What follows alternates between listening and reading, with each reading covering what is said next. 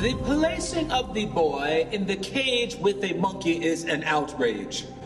The Negro race in America has a hard enough time as it is in getting away from the prejudice that is closely related to the monkey without having a member of the race placed on exhibition. Leading men of science from Harvard and Princeton and Columbia University were saying that Africans were midway between an orangutan and a human being. So 100 years later, it should not come as much of a surprise that many people still cling to these notions of European superiority, African inferiority.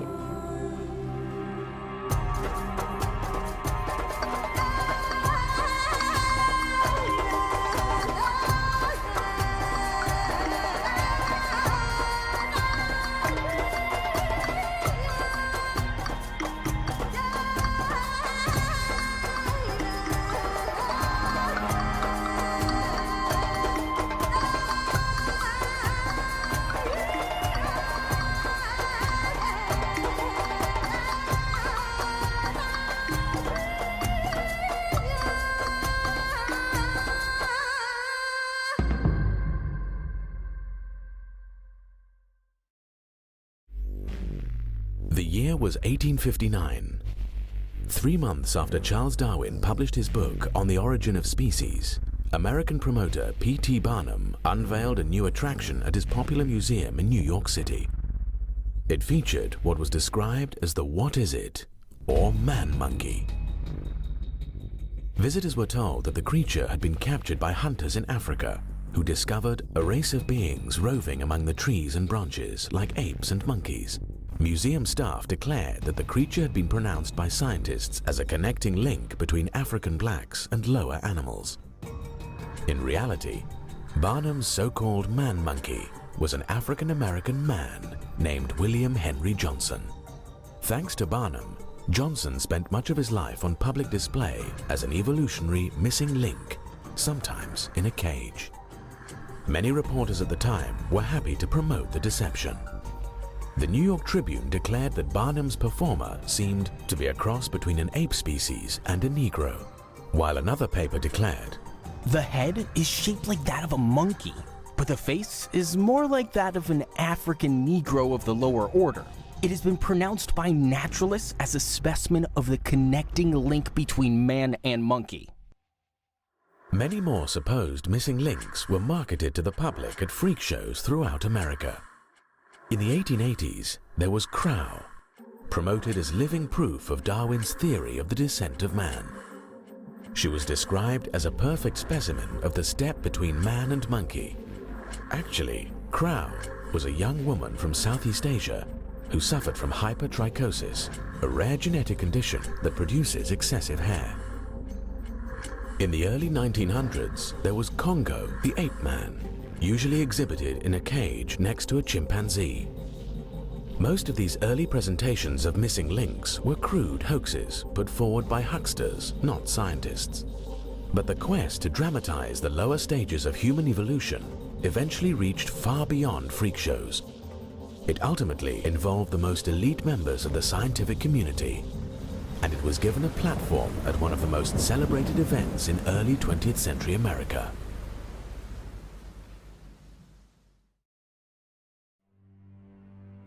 Today, Forest Park in St. Louis is a place for walking, or riding a bicycle, or spending a quiet Sunday afternoon. But more than a century ago, it was one of the most visited locations in the entire United States, the site of the 1904 St. Louis World's Fair. Attracting more than 19 million visitors, the World's Fair was known for its lavish neoclassical buildings, its 22-story high Ferris wheel, and the public debut of innovations such as the X-ray machine and the ice cream cone.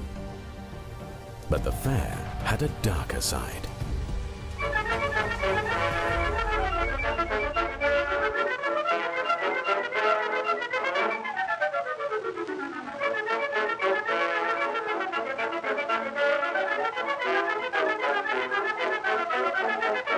Organizers imported thousands of indigenous peoples from around the world to be put on public display in what was essentially a giant human zoo.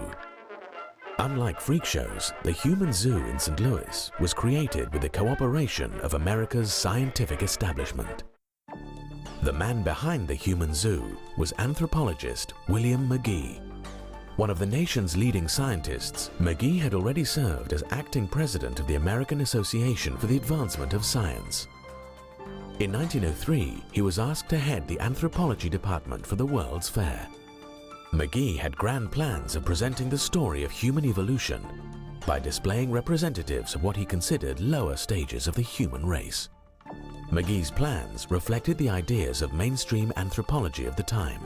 Anthropology was kind of founded on this idea of mapping civilization from the highest to the lowest, right? With the lowest at that time said to be Africans, and then you sort of move up. Leading men of science from Harvard and Princeton and Columbia University were saying that Africans were midway between an orangutan and a human being. Like many scientists of his day, McGee drew inspiration for his ideas on human development from Darwin's theory that humans had evolved from ape-like ancestors. Darwin's theory provided a template for categorizing Africans as biological inferiors. His impact created a bandwagon effect on many scholars on both sides of the Atlantic. Africans were demeaned with terms like savages and compared to animals. Admittedly, some of these comparisons were used before Darwin, but after Darwin, they increasingly took on the authority of science. Darwin argued that the break in evolutionary history between apes and men came between Africans and Australian Aborigines and gorillas. In other words, he thought blacks were the closest humans to apes. German scientist Ernst Haeckel helped popularize the idea. Ernst Haeckel was the leading German Darwinist in the late 19th and early 20th century. He corresponded extensively with Darwin, and Darwin recognized Haeckel's affinity with his own theory. Ernst Haeckel also is known for his raving racism. And in fact, he had a graphic of the history of human evolution that, in very pointed terms, really embedded a racist view of human evolution. You had the Teutonic male on the top, the sort of the Germanic male, and then at the bottom you had some creatures that looked partly like apes, partly like Jews. He was also anti-Semitic. And in the middle, you have the transition from the ape-like creatures to the first human creatures. The ape-like creatures look pretty much like they're Africans. And the takeaway point that Ernst Haeckel had from this graph was that the difference between the highest human being and the lowest human being, the gap between the highest Teutonic male and the first human being that was just one step above the apes, was larger than the gap between the lowest human being and the highest ape.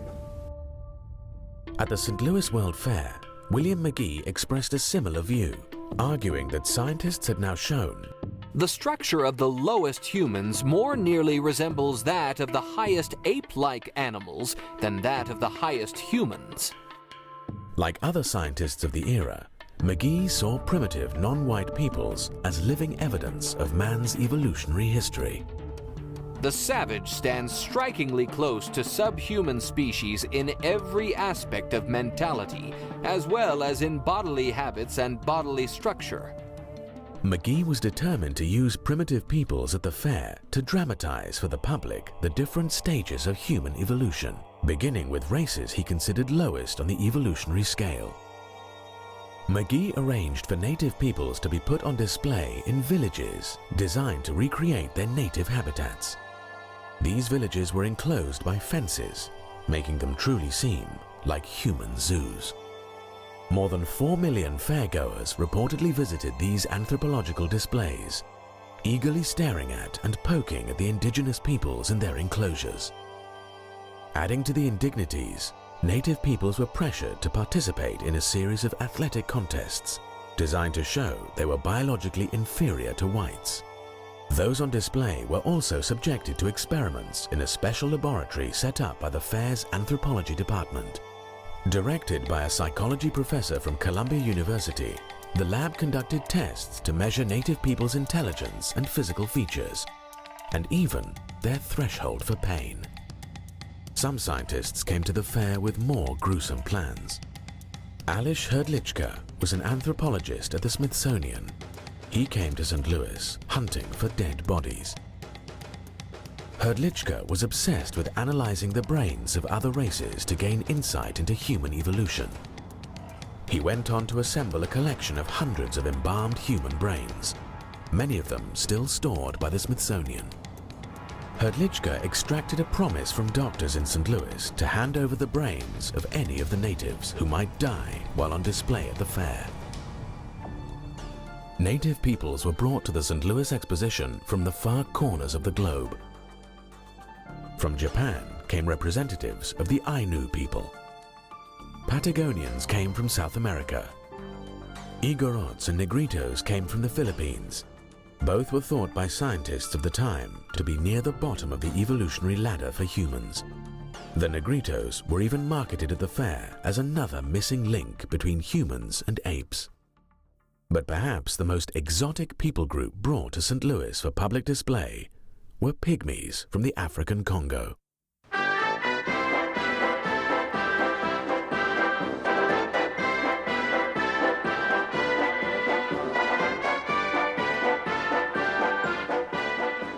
Will the pygmies brought last week to the World's Fair prove Darwin's theory of the missing link? Will a study of the little black children of the African jungles shed light on the theory evolved by Darwin as regards the evolution of the human race? Dr. W.J. McGee, chief of the anthropology department of the World's Fair, is convinced that it will. This is the first time that the Aboriginal people of Africa have been brought to an English-speaking country. This is the first opportunity that has been presented to scientists to study them. Many characteristics were noticed in the pygmies that closely resemble the ape or the simian type. It is believed that the pygmies, who are said to represent the lowest form of human development, are next removed from the simian family. The pygmies appearing at the St. Louis World's Fair had been transported from Africa by former missionary turned explorer Samuel Phillips Werner. Werner had gone to Africa with the explicit goal of finding pygmies to display at the fair. He had gone to the Congo heavily armed, and he had gone hunting for these people we call pygmies, these diminutive people of the Central African forest. The fair's anthropologist William McGee repeatedly compared the pygmies to monkeys and apes. In the journal Science, he even asserted that pygmies were commonly considered to approach subhuman types more closely than any other variety of the genus Homo. They were considered by men of science at that time to be the lowest form of humans, or in some thought they were subhuman. The pygmies were less than thrilled by their welcome at the fair. The Americans treat us as they do our pet monkey. They laugh at us and poke their umbrellas into our faces. They do the same to our monkey. One pygmy at the fair became a special celebrity. His name was Ota Benga. Samuel Werner had purchased him at a slave market. Ota Benga was advertised to fairgoers as the only genuine African cannibal in America today. For a nickel, he would display his pointed teeth that supposedly enabled him to eat human flesh. At the end of the fair, the pygmies returned to Africa with Samuel Werner. But in 1906, Werner brought Ota Benga back to America. It would prove a fateful choice. Samuel Werner returned from Africa to New York City on July the 30th, 1906, arriving on the SS Armenian from Liverpool. He was accompanied by 2 chimpanzees, a snake, a parrot, and 50 boxes of materials from Africa that he hoped to sell to museums. He was also joined by Ota Benga. Werner quickly departed New York, leaving Benga at the American Museum of Natural History in Manhattan.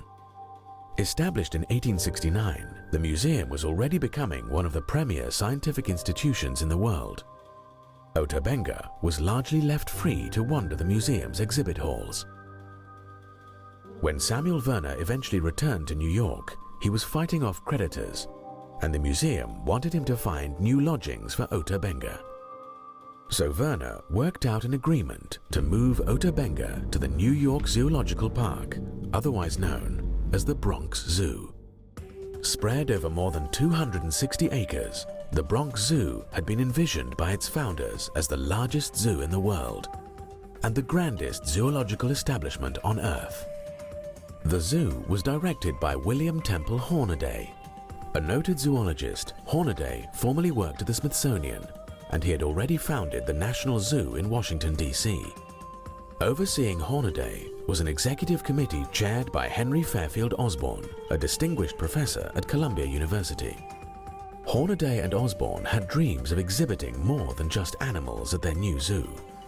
Both wanted to install Native Americans on zoo grounds, with Osborn promising that one day the Indian and his teepee would take their place next to the Zoological Park's buffalo.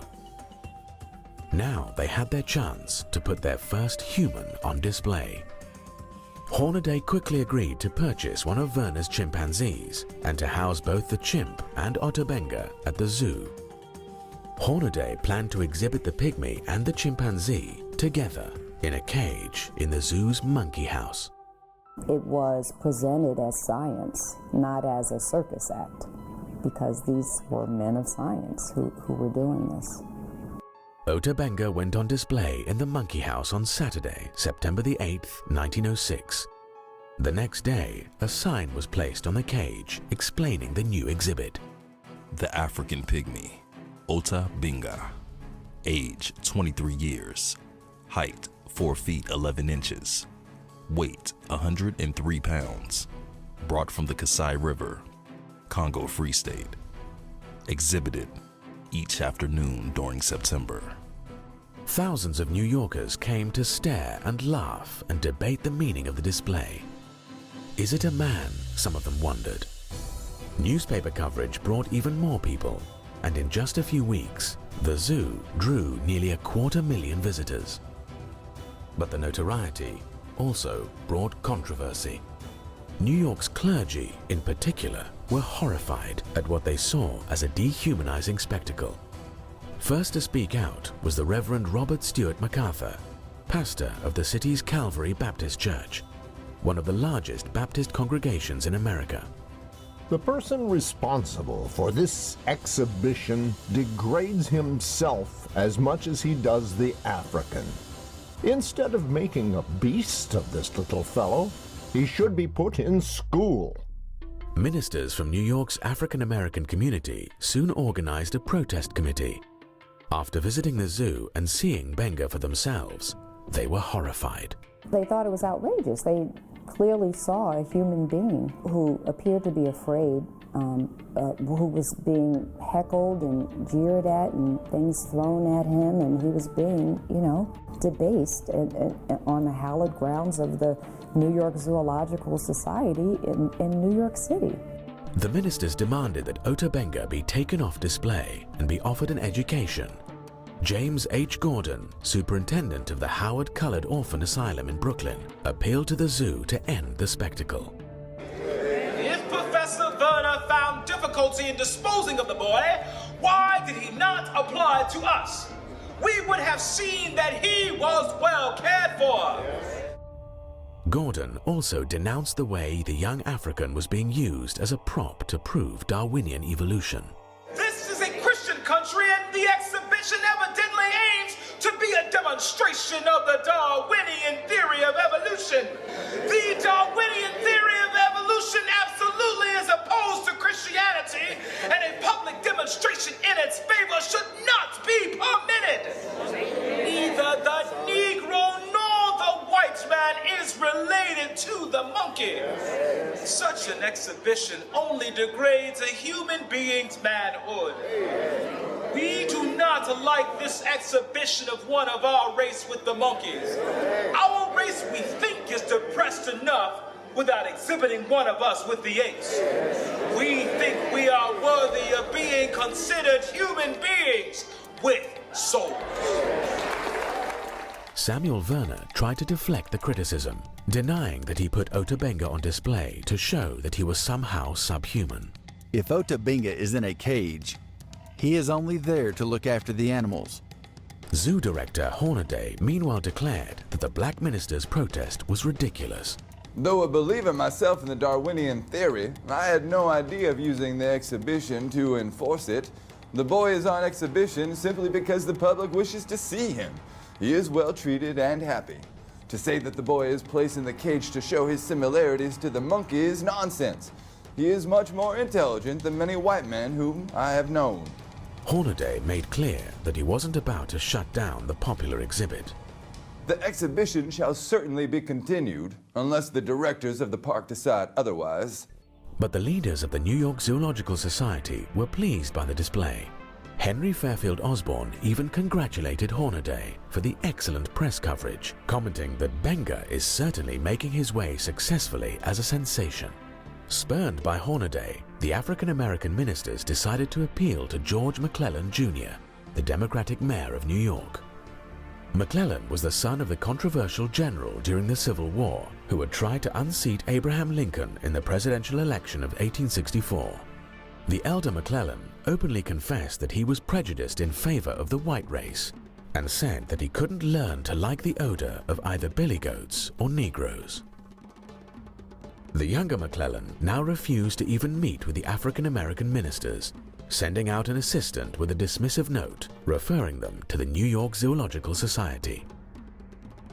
The ministers then went to see Madison Grant, the Zoological Society's secretary. Grant was a prominent member of New York Society. A graduate of Yale, he received a law degree from Columbia. He was also a trustee of the American Museum of Natural History, a counselor of the American Geographical Society, and a founder of the Bronx Zoo. It would have been hard for the ministers to find someone less sympathetic. Grant was an open racist who thought blacks were an inferior race and regarded those who had parents of different races as mongrels. Within a decade, he would write The Passing of the Great Race, a book which championed Nordic supremacy and keeping blacks subservient to whites. The book was reportedly praised by Adolf Hitler as his Bible. Grant also rebuffed the ministers. So did the city's most prominent newspaper, the New York Times, which professed to be puzzled by the anger of the protesters. We do not quite understand all the emotion which others are expressing in the matter. Describing African pygmies as very low in the human scale, the Times made clear that it viewed pygmies as less than fully human. Whether they are really closer to the anthropoid apes than the other African savages, or whether they are viewed as the degenerate descendants of ordinary Negroes, they are of equal interest to the student of ethnology and can be studied with profit. The editors at the Times thought it absurd to make moan over the imagined humiliation and degradation Ota Benga was suffering. In fact, they claimed the pygmy was probably enjoying himself. The suggestion that Benga should be placed in a school instead of a cage ignores the high probability that school would be a place of torture to him, and one from which he could draw no advantage whatever. The idea that men are all much alike except as they have had or lacked opportunities for getting an education out of books is now far out of date. After African-American ministers criticized the zoo for trying to use Ota Benga to prove Darwinian evolution, the New York Times weighed in again. The Reverend Colored Brother should be told that evolution, in one form or another, is now taught in the textbooks of all the schools, and that it is no more debatable than the multiplication table. As protests continued, increasingly rowdy crowds came to the zoo in order to visit the pygmy. On Sunday, September 16th, 40,000 people converged on zoo grounds to see the city's newest sensation. According to press reports, the mobs chased Ota Benga around the zoo all day, howling, jeering and yelling. Some of them poked him in the ribs, others tripped him. All laughed at him. Benga responded by shooting an arrow at his tormentors, after which zookeepers caught him and returned him to his cage. As both crowds and Ota Benga became unruly, zoo director Hornaday grew increasingly defensive. He now claimed that he had decided to exhibit Ota Benga in a cage simply for convenience. We have no platform that we could place him on, and this big open-air cage was the best place we could find to put him where everybody could see him. Eventually, the continued controversy made Hornaday want to wash his hands of the whole affair. Ultimately, an agreement was reached to move Ota Benga to the Howard Colored Orphan Asylum and later to a seminary in Lynchburg, Virginia. There, nearly 10 years later, Ota Benga shot himself to death. Benga had expressed a desire to return to his native Africa, but by 1916, the continent was being further ravaged by European powers as they fought World War I, so return was no longer an option. I think the hopelessness of it all, the trauma he had sustained, the loneliness, and I can't even imagine. He had no idea what had become of his people, if his village was still even there. So it's not hard to imagine the myriad reasons why he would have sunk into this deep depression and that ultimately caused him to take his life. In one final indignity, the New York Times published an obituary assuring readers that during Ota Benga's stay in their city, he was actually an employee of the Bronx Zoo who had been hired to feed the apes. According to the Times, it was this employment that gave rise to the unfounded report that Ota Benga was being held in the park as one of the exhibits in the monkey cage. Ota Benga was largely forgotten by history until the 1990s. But the passion of social Darwinists in America for putting humans on display continued. And 15 years later, some of the same figures involved in the Ota Benga scandal would be involved in another kind of human display, one whose impact would prove even more horrifying.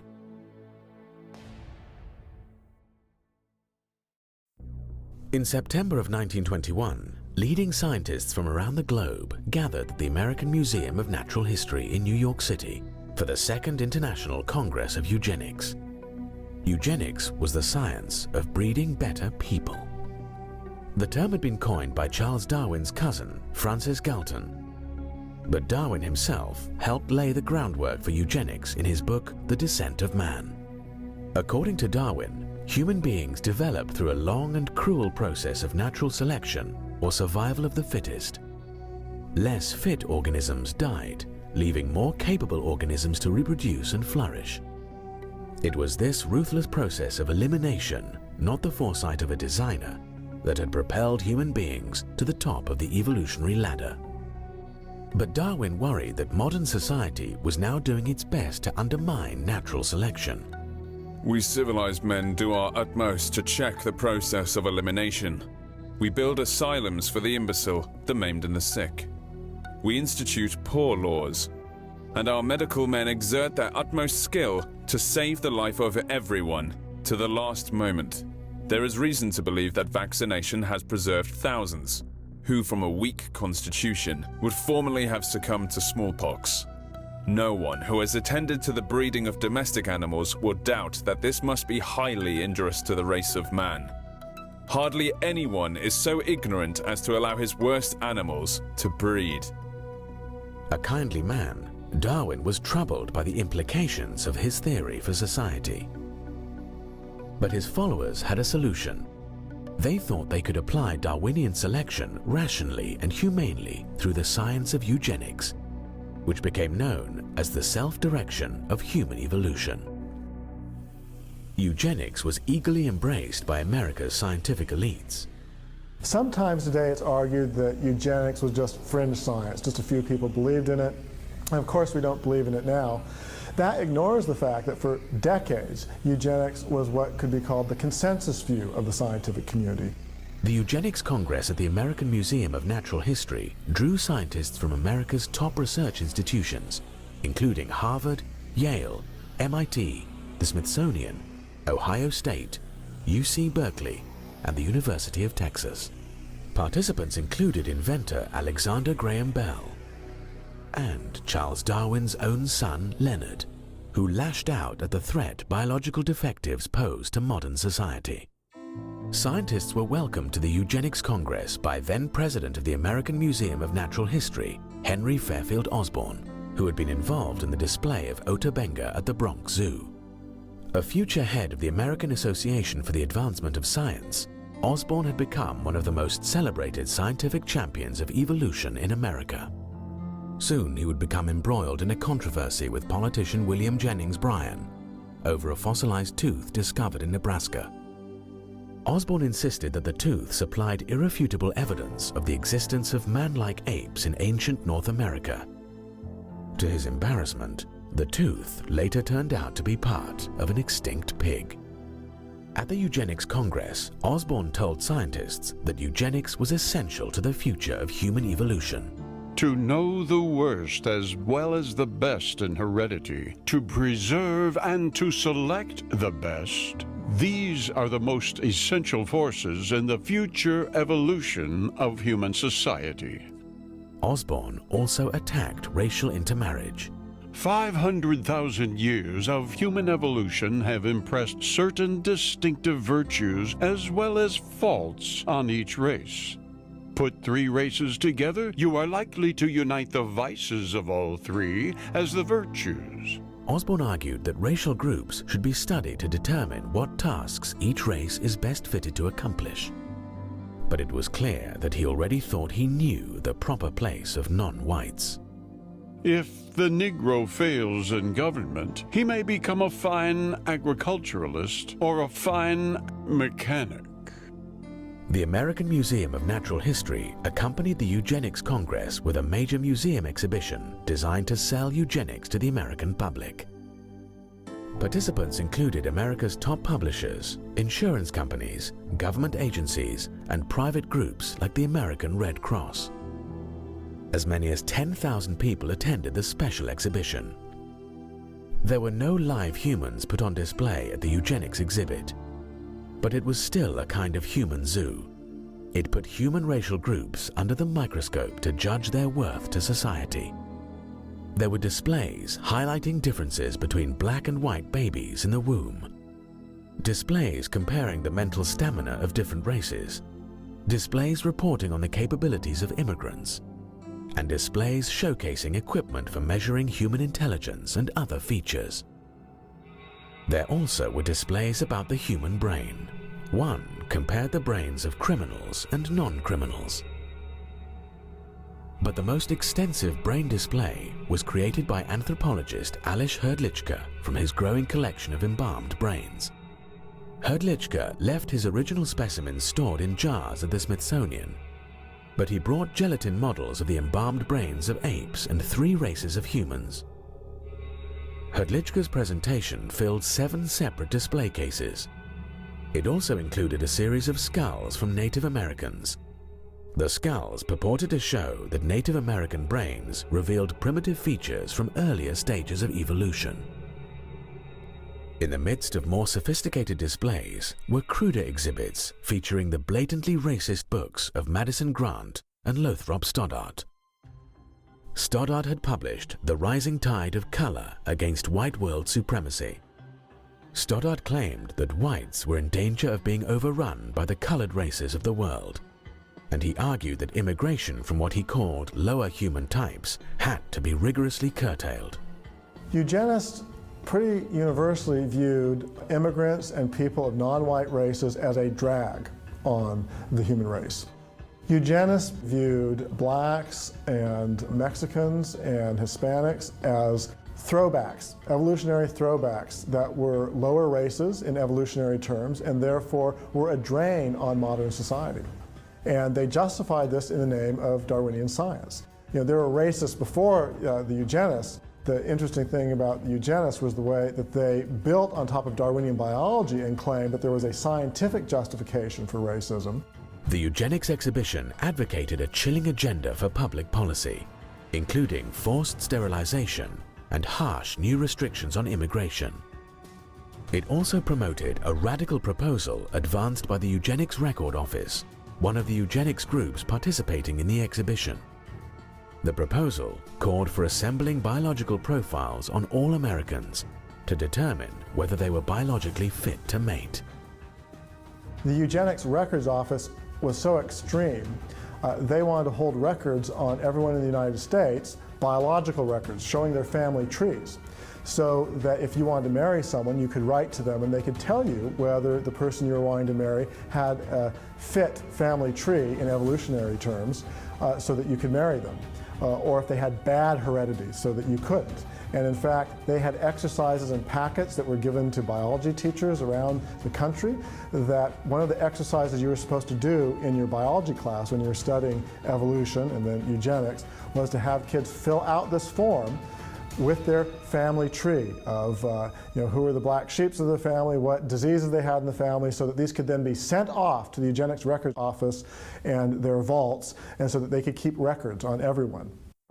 The American Museum of Natural History later called the Eugenics Congress of 1921 perhaps the most important scientific meeting ever held in the museum. A decade later, the museum was at it again, hosting the Third International Congress of Eugenics in 1932. This time, it put on an even more extensive museum exhibition for the public. At the entrance to the exhibit hall were placed the busts of two men accredited as the founding fathers of eugenics, Francis Galton and Charles Darwin.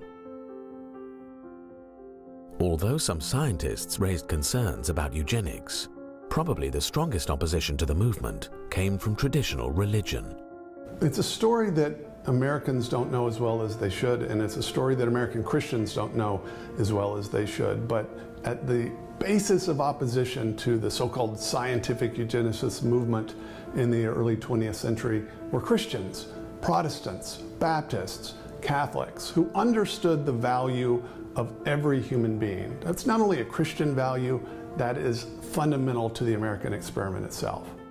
When Nebraska's legislature passed a forced sterilization bill in 1913, Governor John Morehead, a Presbyterian, vetoed it. Morehead argued that the legislation not only violated the state's Bill of Rights, it also offended a higher law. This proposed legislation seems more in keeping with the pagan age than with the teachings of Christianity. Man is more than an animal. While many modernist clergy supported eugenics, theologically conservative religious figures were much more skeptical. American evangelical William Jennings Bryan, for example, denounced eugenics as an impossible system for scientific breeding under which a few supposedly superior intellects, self-appointed, would direct the mating and the movements of the mass of mankind. But the most consistent opposition to eugenics came from Roman Catholics. In 1930, Pope Pius XI strongly condemned forced sterilization for eugenics in one of his encyclicals. The Pope criticized eugenists for asking the government to assume a power which it can never legitimately possess. The most fundamental principle of Catholic social teaching is the intrinsic dignity of every human being. In other words, people are valuable simply as creatures made in the image and likeness of God. They're not valuable merely because they have economic value or they're productive or they're smart. They have value in and of themselves as spiritual creatures made in God's image. That idea obviously contradicts the fundamental principle of eugenics, which is through either passive or active means to favor particular ethnic groups over others. Across America, Catholic clergy actively resisted the eugenics crusade. In Louisiana, the Catholic Church played a key role in preventing the passage of a sterilization law. Catholic opposition to eugenics was so pronounced that some eugenics groups targeted the Catholic Church for attacks. The Human Betterment Foundation in California was dedicated to promoting eugenics through forced sterilization. Its president, E.S. Gosney, lashed out at Catholic efforts to block sterilization laws. Every legislature considering a sterilization bill in the United States is visited by representatives of the bishop or archbishop who lay down the law of Rome to those willing to accept it. The henchmen are prompt to fall in line. Gosney suggested that the Catholic Church should be asked to pay for Catholics who aren't sterilized. If Catholics do not want their feeble-minded communicants sterilized, it would seem more logical to ask them, as Hitler has done in Germany, to keep these feeble-minded segregated at their own expense, in order that the American Commonwealth may be subjected to no unnecessary damage from the presence of a great body of defectives, who increase the amount of human misery, contribute largely to the ranks of the delinquent and criminal, augment the tax burdens, diminish the efficiency of industry, and dilute the quality of American citizenship.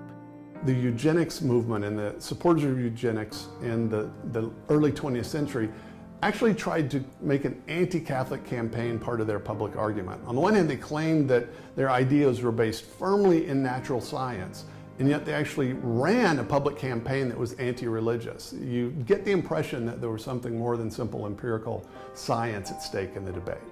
Despite opposition from Catholics and others, the American eugenics movement continued to flourish in the years leading up to World War II. The eugenics movement eventually led to the forced sterilization of more than 60,000 people in America. Compulsory sterilization in the name of eugenics was ultimately upheld by the United States Supreme Court in a decision that declared, 3 generations of imbeciles are enough. Many of those sterilized would not be considered mentally handicapped today.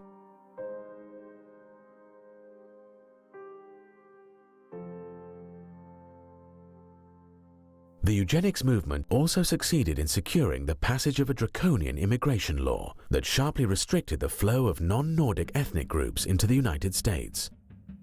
While considering the legislation, the United States Congress invited testimony by a leading eugenist on the biological aspects of immigration.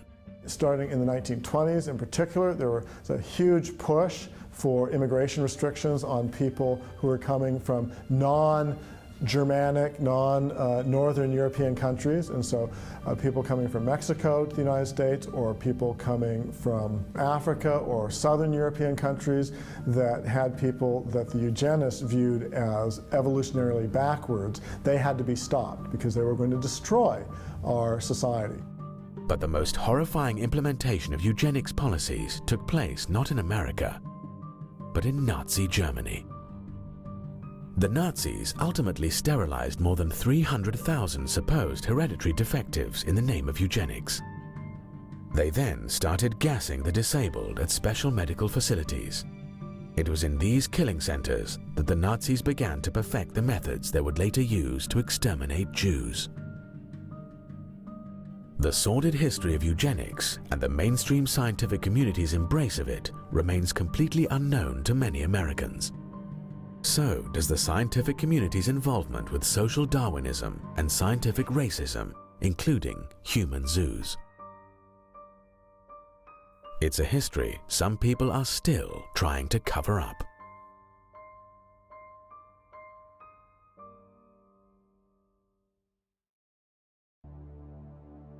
Geneticist James Watson won the Nobel Prize for co-discovering the structure of DNA.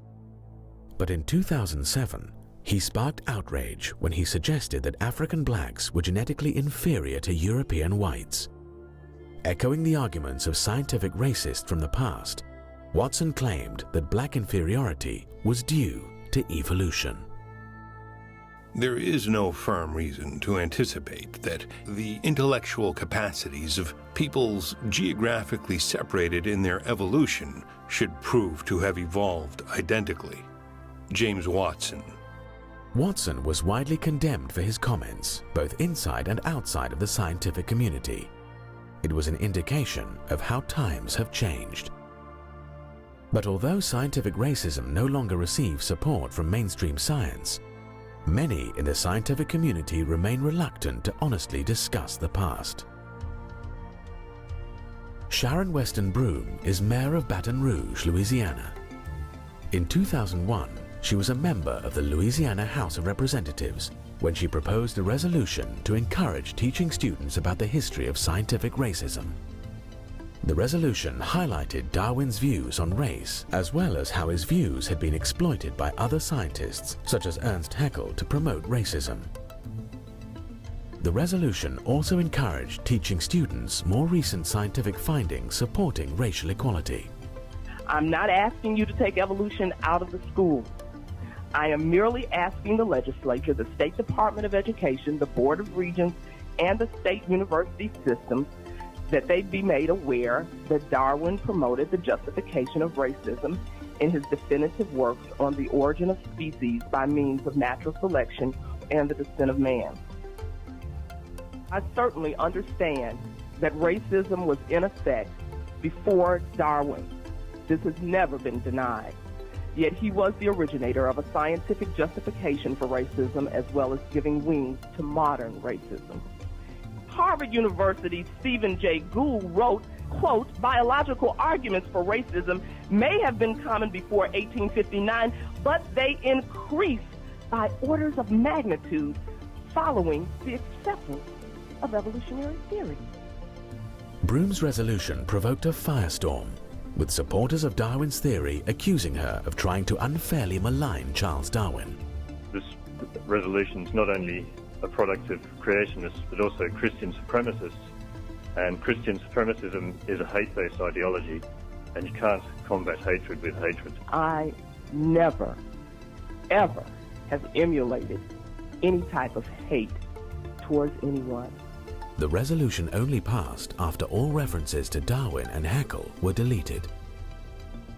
It was as if scientific racism had never happened. But Louisiana isn't the only state where the past misuse of science has been censored.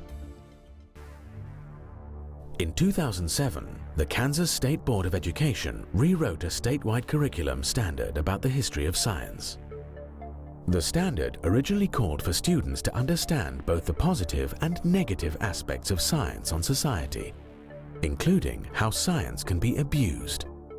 As examples of the abuse of science, the original standard cited the eugenics movement, scientific racism, and the infamous Tuskegee syphilis experiment, where government researchers left poor black men untreated for syphilis in order to observe the progression of the disease. The Kansas Board of Education revised the curriculum standard to eliminate any study of the abuses of science. Now students would only learn about how science had improved society. The original standard did not mention Darwin or Darwin's theory. That did not stop proponents of rewriting the standard from claiming they were defending the teaching of evolution. But public officials aren't the only ones who have tried to cover up the history of scientific racism. Some of the institutions most involved in promoting scientific racism in the past are still suppressing their own history. The American Museum of Natural History remains one of the world's leading science museums, but to this day, it has never apologized for the role it played in promoting the international eugenics movement. It has also tried to downplay the role of scientists in promoting scientific racism. In 2005, the museum mounted a major new exhibition on the life and legacy of Charles Darwin. The exhibition is still available today as a traveling exhibit. The exhibit contains a section on social Darwinism that fails to acknowledge any involvement by the scientific community in either eugenics or scientific racism. Even more glaringly, the exhibit also fails to disclose the museum's own role in promoting social Darwinist policies like eugenics.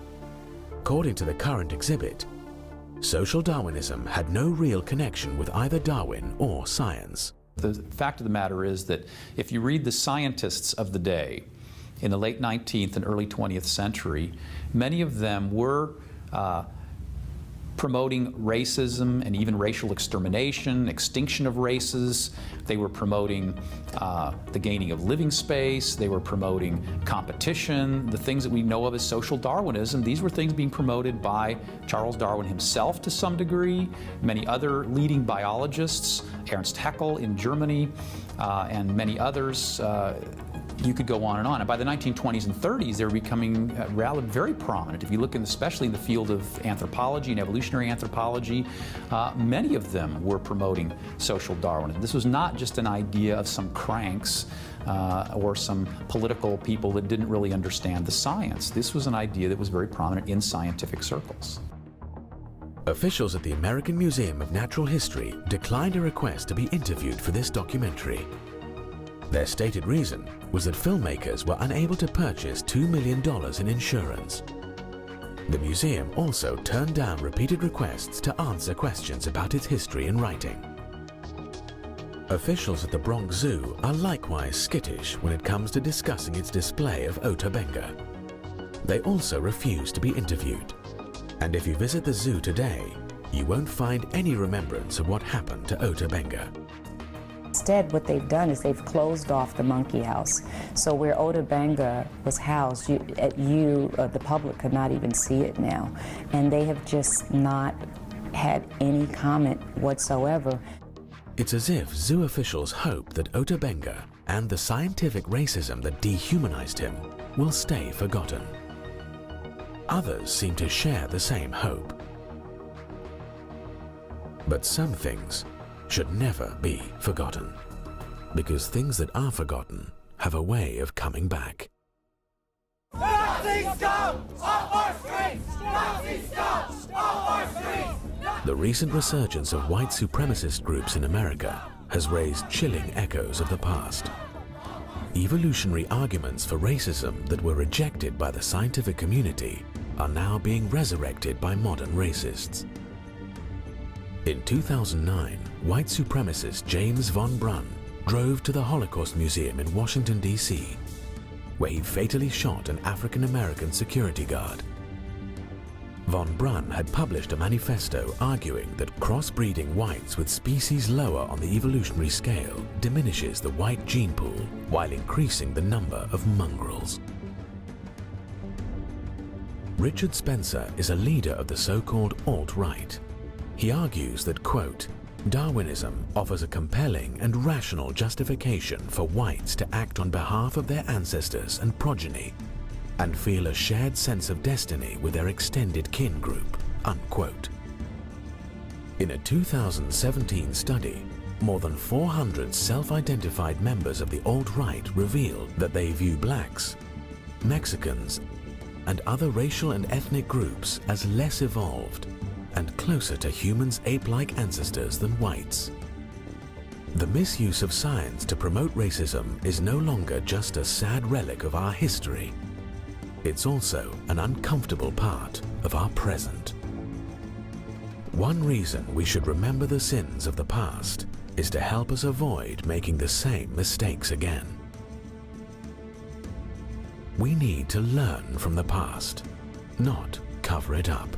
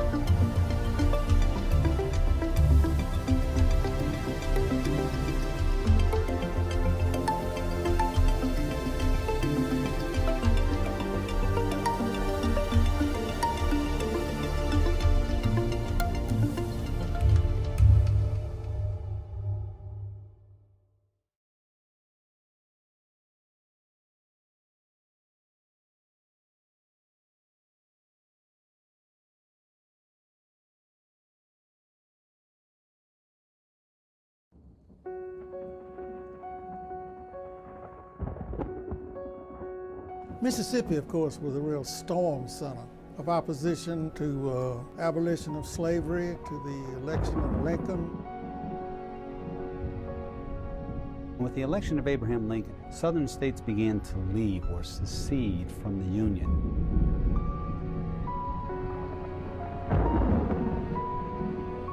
A new Confederacy was being formed. A second American Revolution loomed on the horizon. With Lincoln's election, it meant that Lincoln had the power to appoint people to hold federal offices in places like Mississippi, and this terrified Southerners because they thought, my God, Lincoln might appoint an abolitionist. White Southerners feared losing their money, losing their way of life. There is a sense that everything that you stand for could be lost. We do not intend to carry on war against the government while we live under it, but we do claim a right to sever all connection with you. Mississippi Congressman Otho R. Singleton, 1859.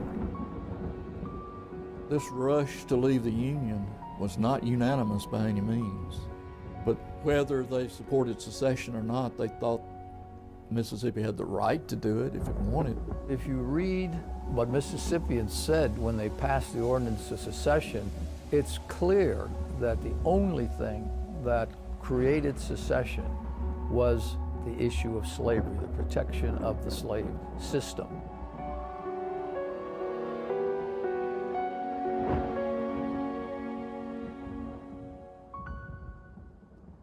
Mississippi's War, Slavery, and Secession is made possible in part by the generous support of viewers like you. Thank you. On November 6, 1860, Abraham Lincoln was elected the 16th President of the United States of America. But in Mississippi, as throughout most of the South, cotton was king. King Cotton ruled Mississippi, and during its reign, Mississippi prospered. It's important to recognize the sheer wealth that the South's economy had. By 1860, the South, not the United States, but the South had the 4th largest economy in the world. And that was largely due to its production of cotton. Cotton in 1860 was the nation's most valuable export item. More valuable than steel, more valuable than manufactured goods. Cotton was the one thing that Americans made that the rest of the world wanted. And Mississippi was the nation's leading cotton producer. So it was a wealthy, wealthy state. It is literally a gold mine. Cotton seemed to flourish in the climate, and so it transformed the lives of many, particularly white men and their families, and so it became a very plantation-rich environment. A plantation well stocked with hands is a ne plus ultra of every man's ambition who resides in the South. Young men who come to this country to make money soon catch the mania, and nothing less than a broad plantation waving with snow-white cotton balls can fill their mental vision. Mississippi author Joseph Holt Ingram. People were addicted to cotton. Cotton was the crop that would bring you great wealth. Particularly in the state of Mississippi, you have a state that enters the Union in the 19th century, in 1817. And by the start of the Civil War, it's the richest one in the country, in the entire Union. There are more millionaires per region than any other place in the United States. So Mississippi is a place where people know you can get land for cheap, but you can also participate in a market that allows your wealth to grow. The majority of the wealth in Mississippi was controlled by a small group of people, the wealthy plantation owners, often called the planter elite. The fortunes of this planter aristocracy were largely amassed by slave labor, slaves who worked the fields and grew the cotton. These rich plantation owners were dependent on slaves for their wealth and their power. Throughout history, the powerful have dominated the meek. 100 years before the birth of the United States, wealthy British colonists purchased slaves to work on vast colonial plantations. But during the Revolutionary War, many American settlers, in their fight for freedom, grew less tolerant of the practice. A few American colonies took steps to outlaw slavery, and shortly after the American Revolution, the newly formed United States banned the importation of slaves. By the late 18th century, slavery was on the decline, but with the invention of the cotton gin, it changes everything. Cotton became king.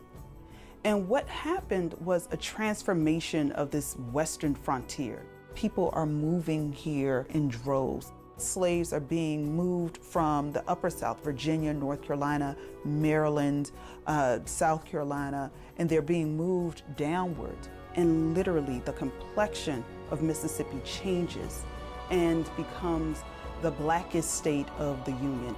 By 1860, Mississippi's enslaved outnumbered its citizens who were free. Now, it varied geographically. In some parts of the state, the piney woods in southeast Mississippi, the hill country of northeast Mississippi, there were very few slaves and slaveholders.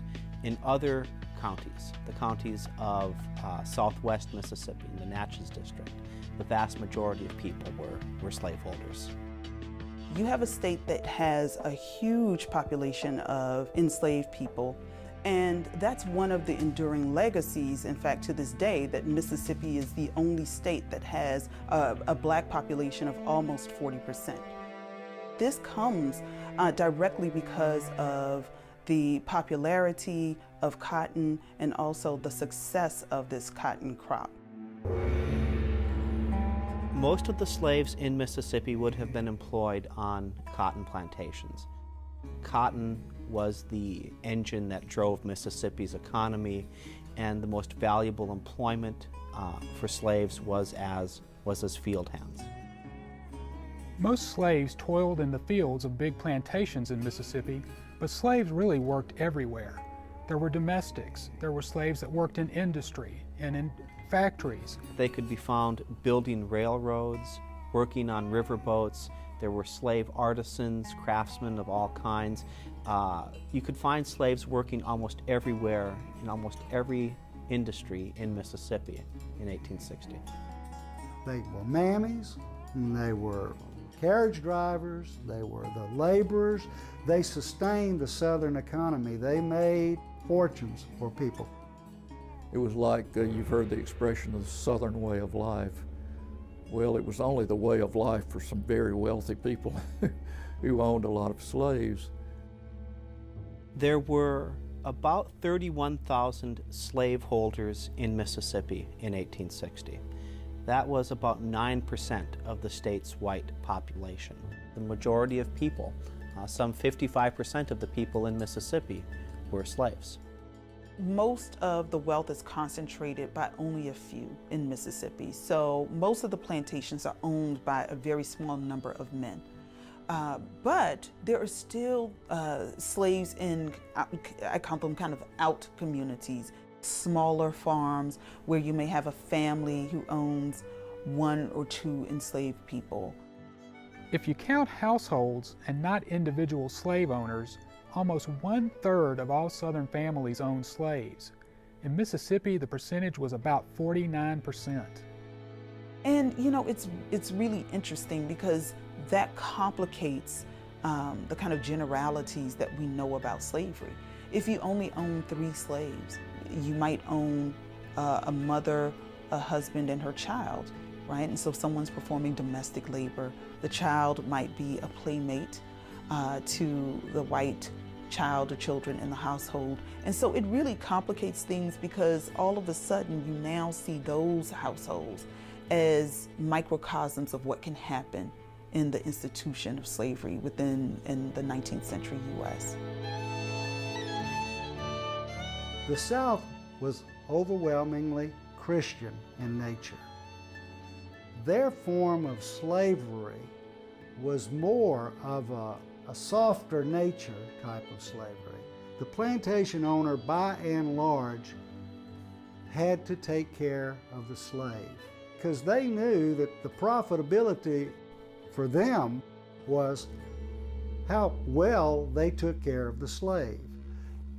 And that's not to say that they were well taken care of.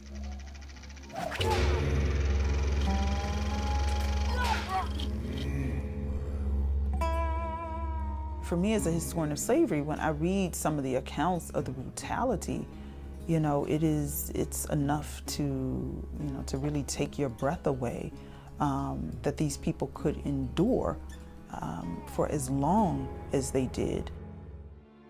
Slavery was a very emotional issue. It had become so because of the agitation by anti-slavery people, which only made Southerners more defensive about the institution. I think to question an owner about whether it was right or wrong would seem absolutely ludicrous to him. Everybody participated in some way or benefited in some way from the institution of slavery, and they always had.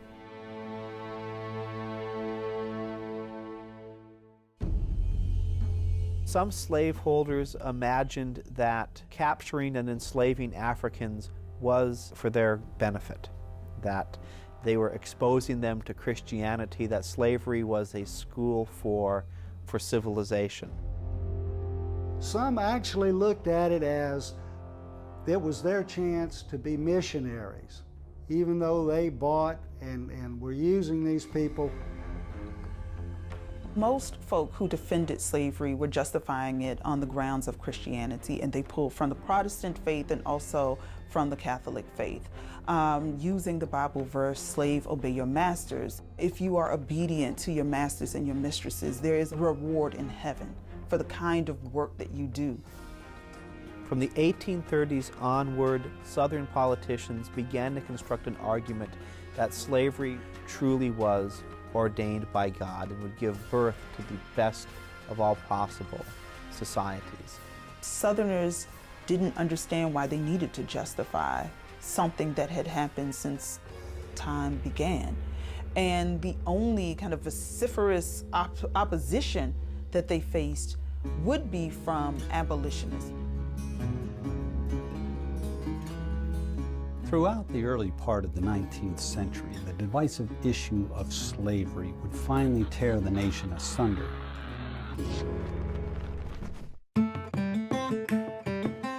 Abolitionism was a campaign to end slavery and set slaves free. It was a movement that began back in the 1600s when many religious groups condemned slavery as unchristian. They were just a politically powerful small group of people. I think we have this idea that they were a kind of huge number of men and women who were dedicated to the abolition of slavery, and that wasn't the case at all. They were a really small group. While there were a growing number of rationalist thinkers that criticized slavery for violating the rights of man, in the political arena of 1860, Southern Democrats endorsed slavery. The cotton-growing economy of their slave-owning constituents were dependent on it, especially in Mississippi. The slave doesn't need the master needs the slave. And so slave owners believed the very opposite, that slaves needed them. A slave doesn't need a master, but a master has to, the only way he can be a master is to depend on a slave. At the time, the majority of the Republican Party leaned the way of the abolitionist movement. And in the election of 1860, Abraham Lincoln was the presidential candidate for the Republican Party. As a result, his name did not appear on the ballots of 10 southern states, including Mississippi. What this points to is the political power that a politician in a slaveholding state has. Lincoln did not appear on the ballot in Mississippi. In fact, did not receive a single vote from any southern state. And I think this points to the kind of political power that the plantation elite had. These were the men who were running southern states. You know, these were the senators, the governors, these were the mayors of large towns. These were the people who owned slave markets. And so not only did they have economic wealth, but they also wielded a lot of political clout. Lincoln's nomination took place about 2 weeks before adjournment. The intelligence came like a thunderbolt. Members from the South purchased long-range guns to take home with them. The unthinking among them rejoiced that the end was in sight. But those who considered more deeply were dismayed by the prospect. Mississippi Congressman Reuben Davis on the nomination of Abraham Lincoln. In many ways, they made Lincoln out to be more of an abolitionist than he actually was. Lincoln and the Republicans campaigned on a platform